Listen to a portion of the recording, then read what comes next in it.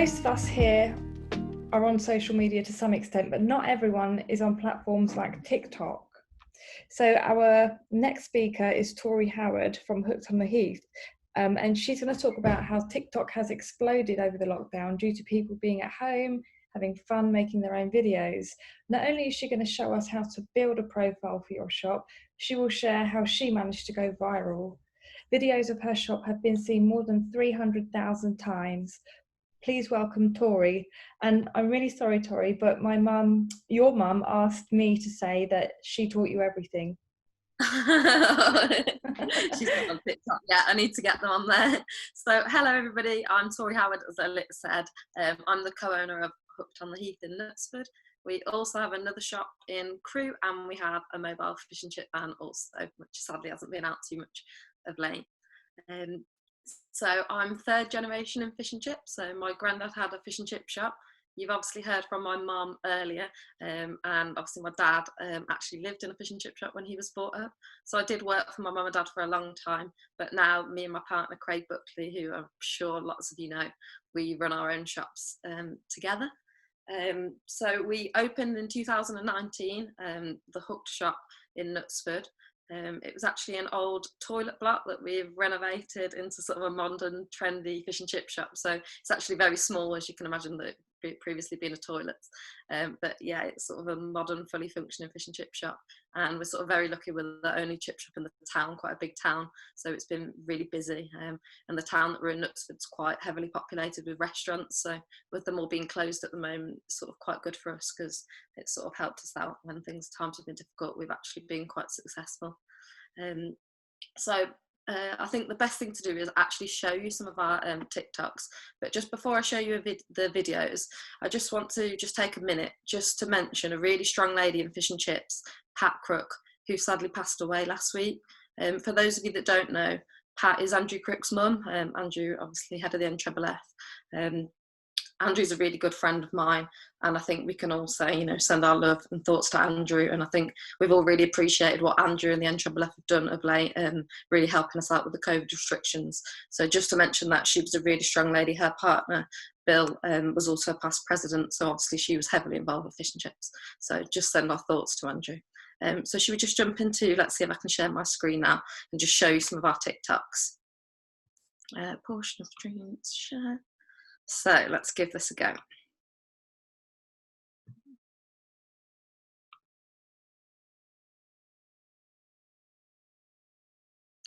So I'm not sure that one wants to load, just bear with.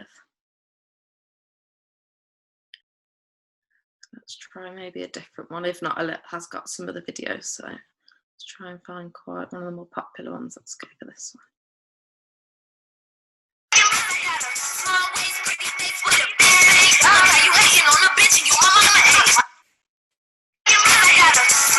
So that's sort of just one short video. Let me just see if I can find our most popular one currently. So this one, I'll just show you this one as well. Proper British dishes, part 11, fish and chips. Fish and chips first appeared in the UK in 1860, and by 1910, there was over 25,000 fish and chip shops across the UK. The British government safeguarded supplies of fish and chips during the First World War and made them exempt from rationing during World War II. But do you eat them with mushy peas gravy or curry sauce? Let me know. So I hope, could you hear your sound there? Yeah, was everything okay? Brilliant. So that's lovely. So that video that you've just seen, it was a collaboration with another page, and that's been our most popular video. So over 300,000 views. So we were absolutely chuffed with that. So now you can sort of see a little bit of some of the videos that we've created. Let's just talk about overall social media. Why is it important? So it's really important to us because it's free advertising for our business, and we hope that it leads to direct sales. We think it's really good to use all of the platforms where possible. So we're sort of on Facebook, Instagram, and TikTok now, as we've mentioned. It's really, really good way to reach new customers, and it's a good way for them to see a little screenshot of your business so they know what to expect when they come to visit you. And also I'd say that it's really good now because I think it's more up to date than a website. So I know if I'm going to visit a restaurant or buy a product, I know I jump straight onto their social media, just have a little nose really, see what I think, maybe get inspired. So hopefully if we're showing some good videos of our product, people might think, oh, I really need that scampi and chips, I really need that fish and chips. That's what I'm going to have for my dinner at the weekend. So next section, what actually is TikTok? So it's an addictive social media platform for creating videos, and it started in 2016. As you can imagine, it's skyrocketed during lockdown. Lots of people have had more time on their hands to create the videos or to watch other people's videos. Each video is a short clip, so they're usually between 3 seconds and a minute long. And the videos usually are surrounded by trend-led content, so you'll see lots of people dancing, you'll see lots of tutorials and lots of comedy videos, and the aim is obviously to get as many views, as many likes, and generate as much interest as possible. So just moving forward, let me just talk you through some key terminology just to help you understand when I'm speaking further on what sort of things mean. So there's the For You page. This is effectively your front cover on TikTok. There's the Discover page. So on this page, you will see different hashtags. So you can see what's currently trending, what's currently of interest. Another term is a transition. So it's really important that when you create these small clips, you sort of mash up different images, different videos. These transitions will help you like blend them together. And then another term is viral. So viral on TikTok is a video that has more than 100,000 views. That's classed as viral. So we've been quite fortunate. We've just had our 4th one now. So that's brilliant. So as mentioned before, we're active on Facebook, Instagram and TikTok. We run them all of ourselves. So between me and Craig, we sort of do a bit together. We don't have any outside company. But originally when we did set our shop up, we have used a professional company to create our logos, bits for the website. So I think that really helps if you've got a professional look to your company. It really helps when I'm filming that I've already sort of got a good basis. So in the last 3 months, so we only launched our TikTok in October, so I should just mention it is quite a new thing. So I'm saying I'm an expert. I think we've learned quite a lot, but we are quite new to it. So you can see how sort of well you can do in a short amount of time. So in the last 3 months, we've already got 6,000 followers and we've had nearly 70,000 likes. That's in total of all the videos. And as I've said, 4 have gone viral. The most popular video was one of the ones that you saw about the history of fish and chips, but other ones that seem really popular are the tutorial videos. So we've done a video how to make a battered sausage, how to make halloumi and how to make scraps, and those 3 seem to what people are really interested in. They don't even understand what scraps are, where they're from. I'm not sure what the interest is. Battered sausages they're obsessed with. I think it's not something that you get in all regions, so that's sort of really interesting to people. So let's carry on. Let's now talk about the tips that I've learned in the last 3 months. So I have a look at what's viral at the moment, what's really popular, and I think what could suit my business. So a lot of them, as I've mentioned, is dancing. We don't sort of do those, we tend to do the tutorials because I think people like to see, is it something that they could make at home? Can they learn something? I'd say a good tip is adapt trends. So if you see a video that you like, maybe recreate it, but don't copy it. So you might want to put your own spin on it, mash it up a bit. So I see lots of other videos out there. For example, the one with Ollie Eats about the history of fish and chips. He was making fish and chips at home, but we just added a little spin on because it was in a fish and chip shop. That became quite popular. I'd say when you create your video, make sure that you put a viral soundtrack alongside it. So when you're actually on the app, it will show what songs are really popular at the moment. So I have a little play of them. I have a little look, make sure there's no swearing, nothing too inappropriate. Have a listen to it. And then I will attach this to the video. That helps sort of boost your video if you've got a really sort of popular soundtrack to it. I make sure I use a caption. So you'll get 140 characters per video, and you'll have to have hashtags included with that as well, so that's your total amount. So make sure you've got a few words, and then I'd say probably 5 captions is really, really good. I'd say when you're posting a video, a really good tip is you'll get a sort of magic window of 15 minutes. So when you post your video, TikTok really likes to see how interesting people find that video. So if you get comments, and this is probably the same for Instagram and Facebook, as soon as you get comments, the best thing is if you can reply within that 15 minutes. That really helps traction for that specific video if you're shown to be active. So if you get any questions, really try to respond as fast as you can. I'd say add your location and your website. So our website's got our click and collect link, because people see something they like, they might go through and order if they're local. We are getting a lot of people now that are really local. So I'd say make sure you've got good information in your bio.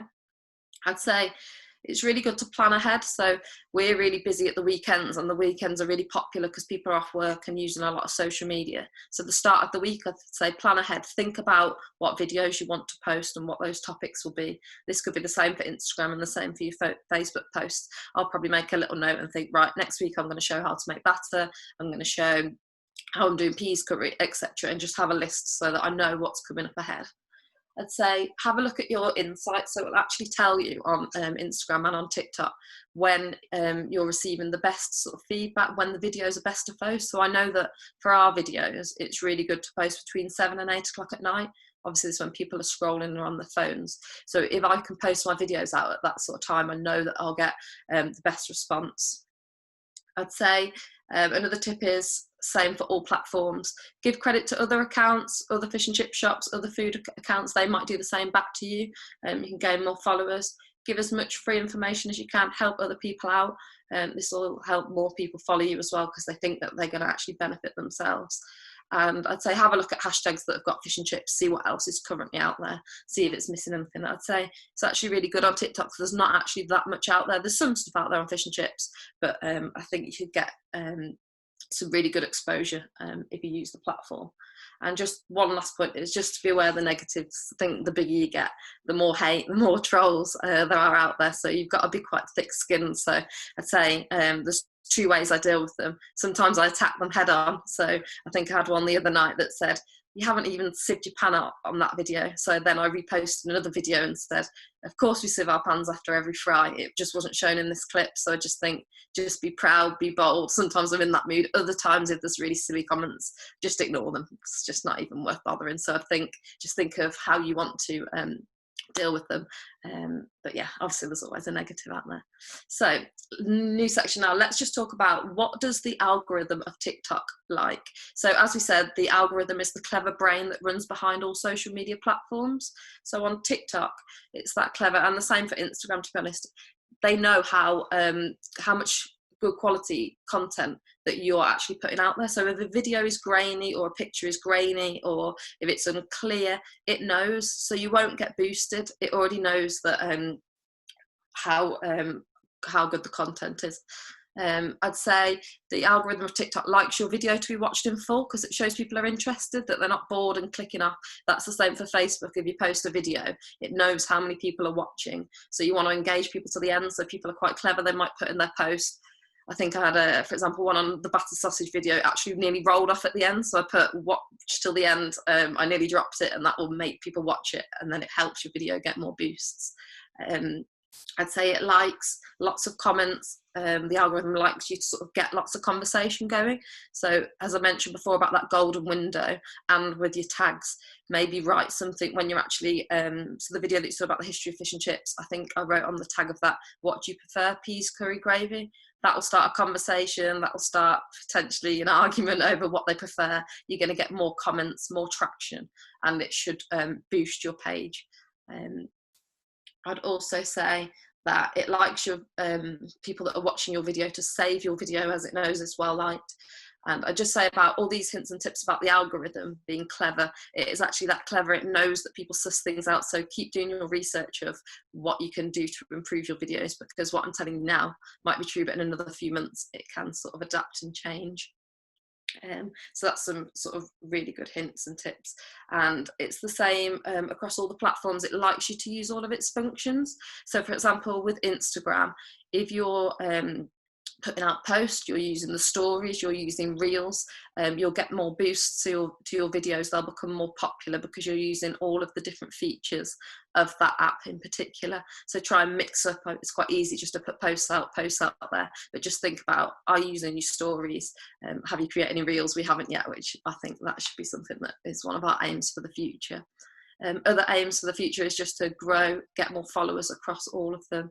I think we've noticed a little niche for us is these tutorial videos, so I'm going to keep on with that. And the other bit, yeah, about using reels. So that is a good point. And just to mention that the reason I really like TikTok is because of making these short videos. I can then share them across to Instagram and Facebook, where I know that directly our customers, really most of them are probably on Facebook and Instagram. TikTok, our followers are from all over the UK. So I just say it's really good to share them across all platforms, so you're actually targeting your specific customers and getting them to order from your shop. I know that when we posted the halloumi one, that was really popular, and we get lots of messages in saying, I need to come in, I'll be coming in for the weekend for that. So that's really, really good. So just to conclude, I'd say give it a go. You can sort of learn on the job. I'd say lots of us have got younger team members. I know when I first started, get them involved. They help me out. They're using all of these apps all of the time. Loads of them, they'll help with filming, they'll help with editing. I know a few of the young girls, they'll definitely give me loads of help. The first few videos they sort of posted, showed me what to do. And I think it's fun. For us, it's boosted morale. Times are quite difficult. It's a bit of fun. So get everybody involved, and it's a good topic of conversation between staff. I know they're saying, how many views have we got? How many likes? So it brings positivity, I'd say, where obviously a lot at the moment, times are quite difficult for a lot of us. So I'd say that is a good team boost. So yeah, that concludes my sort of talk about social media and TikTok. And if anyone's got any questions, if they want me to help, if you want to send me any of your little videos, I don't mind showing you how to put them together. I don't mind helping anyone else. So I don't know if there's any questions on it. Thank you, Tori. Yeah, you have got a few here. So Helen Edmonds from Fry Magazine has asked, have you seen a direct link to sales since being on TikTok? So yeah, I say it's a bit hard to quantify in the sense that at the moment, normally we're chatting away to regular customers, people coming into the shop, but because we're predominantly on click and collect, we haven't let anybody actually back into the shop. People collect at the doorway. So it's quite difficult to actually speak to people face to face. But I have seen people through, as I mentioned, Instagram saying that they saw the TikTok video and that they're going to come and try the halloumi, as mentioned before. But it is quite difficult, like with the current times, to sort of tell who's directly come from there. Okay, we also have another question from Jazz. No, not from Jazz, from Jill Pina. How often do you post on social media? So for TikTok, we've sort of been posted between 2 and 6 times a week.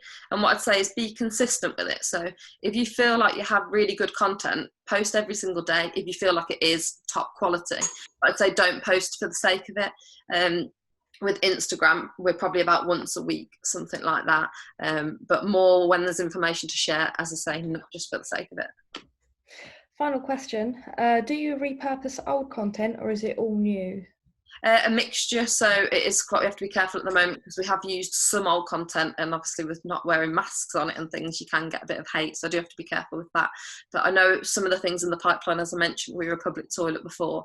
I know I've got all the pictures and images, so I think it's a good story to tell. I'm going to put a video together about that. So yeah, definitely a mixture, and that's probably a good one, that if you don't have any current content, have a look back and see what you can repost. If you do think it is a really good post, yeah, definitely use it again. But I'd say generally people are more interested in new things.